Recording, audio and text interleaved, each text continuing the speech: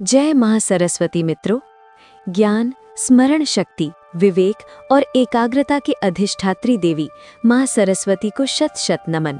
मित्रों, ये कथा उस हर विद्यार्थी के लिए है जो पढ़ना चाहता है लेकिन समझ नहीं पाता, जो मेहनत करता है लेकिन परिणाम नहीं पाता और जो हर रात किताब खोलकर अपने डर के साथ सो जाता है।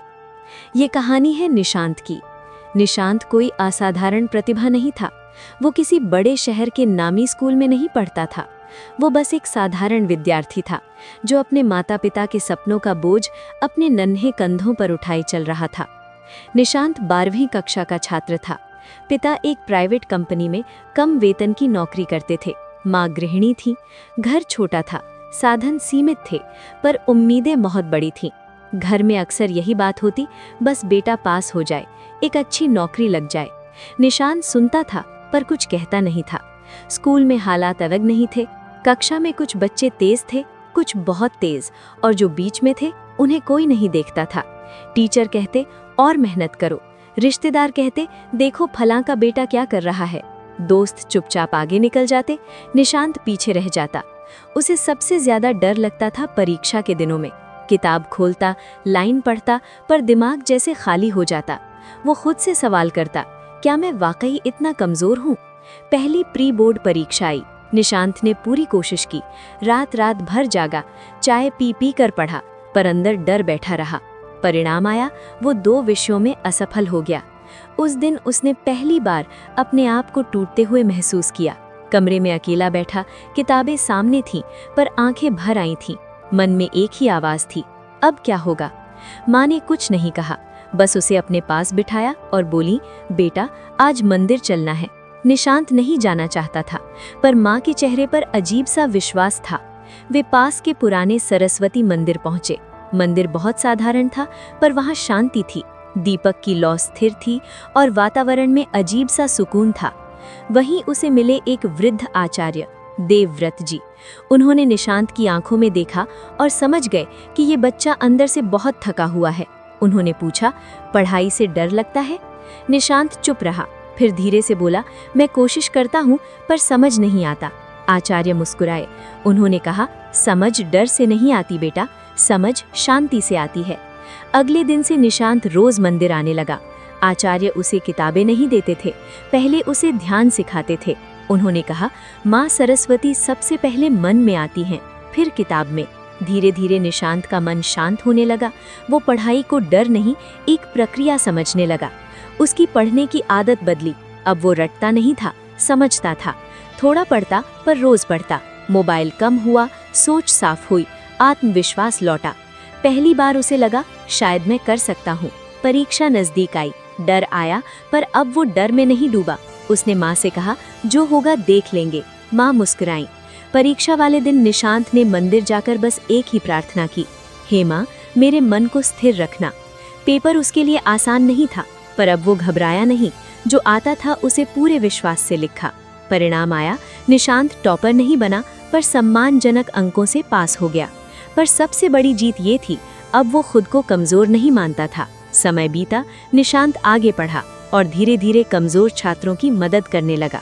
वो कहता, अगर मैं संभल सकता हूँ तो तुम भी संभल सकते हो।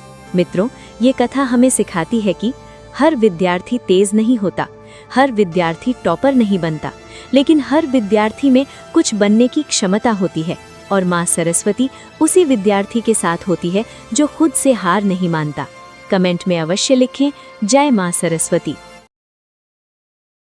नमस्कार मित्रों, आप देख रहे हैं दिव्य कथा संसार, वो मंच जहां प्रस्तुत होती हैं ऐसी कथाएं जो केवल सुनाई नहीं जाती बल्कि हृदय में उतर जाती हैं। यहाँ हम उन रहस्यों से परिचय कराते हैं जो मन को शांति, बुद्धि को दिशा और आत्मा को प्रकाश प्रदान करते हैं। आज हम जिस दिव्य शक्ति का स्मरण करने जा रहे हैं, उनके बिना न तो ज्ञान पूर्ण है, न कला संपूर्ण, और न ही सृष्टि का सौंदर्य साकार। आज की कथा समर्पित है ज्ञान, वाणी और विवेक की अधिष्ठात्री माँ सरस्वती के दिव्य महात्म्य को। कल्पना कीजिए एक ऐसे जगत की जहाँ न शब्द हो, न स्वर, न विचारों की अभिव्यक्ति, जहाँ संगीत मौन हो, साहित्य शून्य हो और चेतना दिशाहीन। वो संसार कितना नीरस और अंधकारमय होता। उसी मौन ब्रह्मांड में जब पहली बार स्वर गूंजा, जब शब्दों को अर्थ मिला और भावों को भाषा, तो उस दिव्य शक्ति का प्राकट्य हुआ। वही शक्ति थी माँ सरस्वती। वेदों से लेकर पुराणों तक, शास्त्रों से लेकर उपनिषदों तक माँ सरस्वती की महिमा का निरंतर गुणगान मिलता है। उन्हें वाक देवी कहा गया, वाणी की अधिष्ठात्री, ज्ञान की जननी और संगीत की प्रेरणा।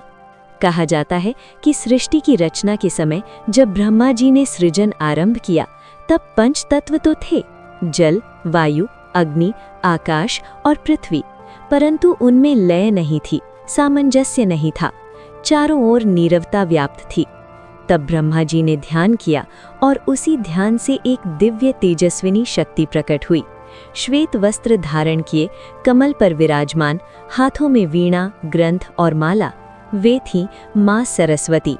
उनके प्रकट होते ही सृष्टि में कंपन हुआ, नदियों की धाराओं में संगीत बहने लगा, हवाओं में ताल जाग उठी और प्रकृति ने स्वर की भाषा सीख ली।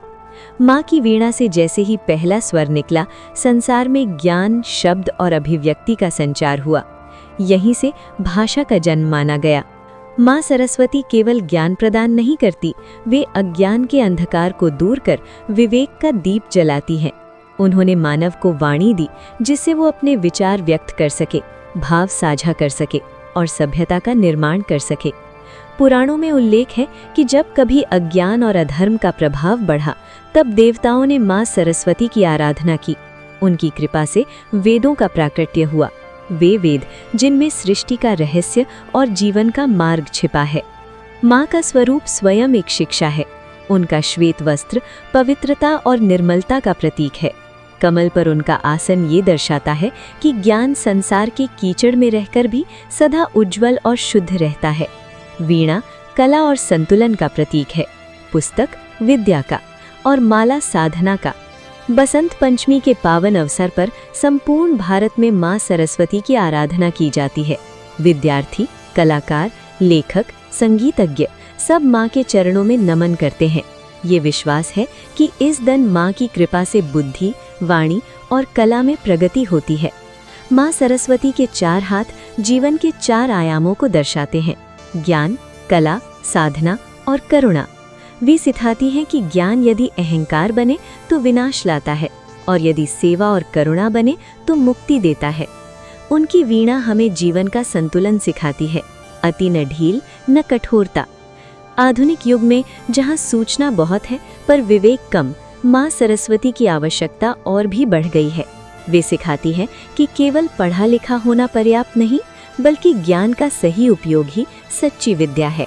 जो सत्य बोलता है, विनम्र रहता है और अपने ज्ञान से समाज का कल्याण करता है, वही माँ सरस्वती का सच्चा भक्त है।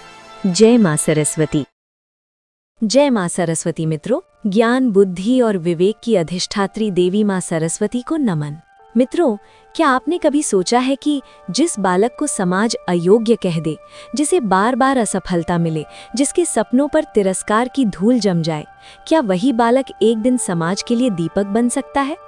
आज की ये दिव्य कथा केवल एक व्यक्ति की कहानी नहीं है, ये हर उस मनुष्य के लिए संदेश है जो संघर्ष के अंधकार में भी ज्ञान की लौ जलाई रखना चाहता है।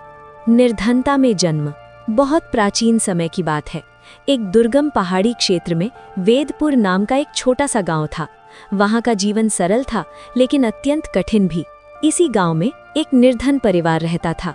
पिता लकड़हारे थे और माता गांव में सिलाई का काम करती थी। उनका एकमात्र पुत्र था, शारद।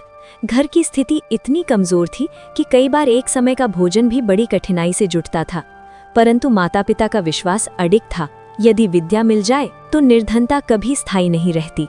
शिक्षा में अपमान। शारद को विद्यालय भेजा गया। वो सीखना चाहता था, पर शब्द उसे उलझे हुए लगते, अक्षर याद नहीं रहते, संख्याएं भ्रमित कर देती। शिक्षक उसे डांटते, बच्चे उसका उपहास करते। धीरे धीरे शारद के भीतर डर जन्म लेने लगा। वो सोचने लगा, शायद मैं सच में मूर्ख हूँ। एक दिन गांव में एक प्रसिद्ध तपस्वी आए। लोग उन्हें महान ज्ञानी मानते थे। शारद भी श्रद्धा से उनके पास बैठा, पर बाल सुलभ चंचलता में उसने पास रखी पुस्तक छू ली। तपस्वी क्रोधित हो उठे। उन्होंने कठोर स्वर में कहा, ये बालक विद्या के योग्य नहीं, इसके भाग्य में केवल संघर्ष है। वे शब्द शारद के हृदय में गहरे उतर गए। उस दिन से उसकी आंखों की चमक बुझने लगी। माँ का अटूट विश्वास। पर उसकी माँ ने हार नहीं मानी।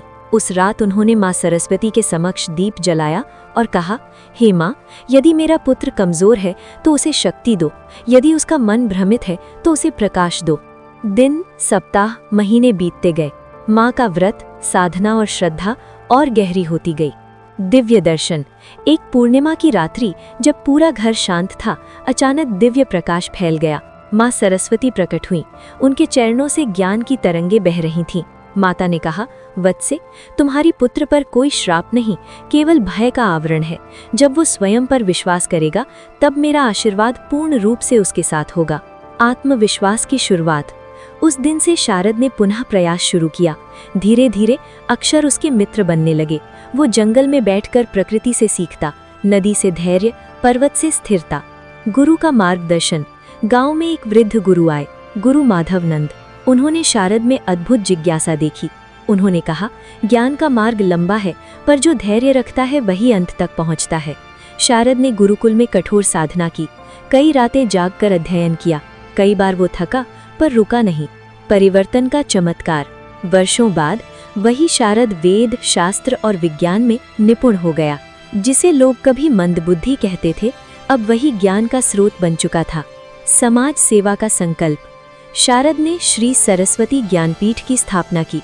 वहां निर्धन, उपेक्षित और असहाय बच्चों को निःशुल्क शिक्षा दी जाने लगी। उसका उद्देश्य था, कोई भी बच्चा ज्ञान से वंचित न रहे। अंतिम आशीर्वाद। एक दिन माँ सरस्वती पुनः प्रकट हुई। उन्होंने कहा, वत्स, तुमने सिद्ध कर दिया कि सच्चा ज्ञान सेवा से जन्म लेता है। कथा का संदेश। मित्रों, ये कथा हमें सिखाती है कि श्राप शब्दों में नहीं, विश्वास की कमी में होता है। यदि मन सच्चा हो, परिश्रम निरंतर हो और माँ सरस्वती की कृपा हो, तो कोई भी अज्ञान स्थायी नहीं रह सकता। कमेंट में अवश्य लिखें, जय माँ सरस्वती।